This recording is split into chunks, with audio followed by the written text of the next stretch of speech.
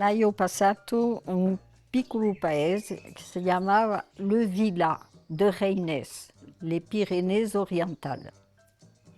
A scuola era come qui, la, la, la stessa cosa. Un paese senza comodità, senza guadagnare più che non aveva mica tutto lo che c'era.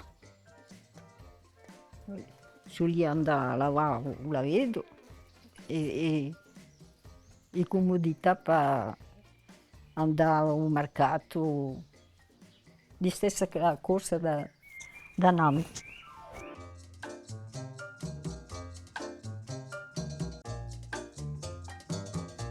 Sono nata dans le Cantal,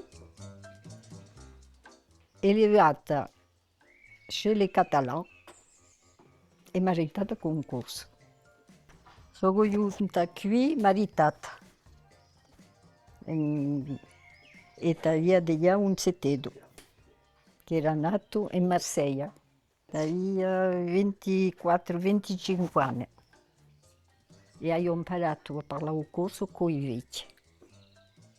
È vero che la vita di Nanzo, quando sono giunta, era meglio che qua, come dico. È vero che tutto il mondo si aiutava, tutto il mondo stava, si conosceva la vita dell'uno e dell'altro, e era bello.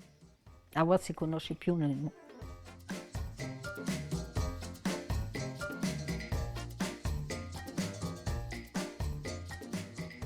Penso che i giorni hanno cambiato un poco.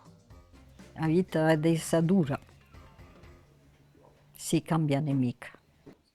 Stanno troppo bedustati i giorni. Allora, che si mettono al lavoro.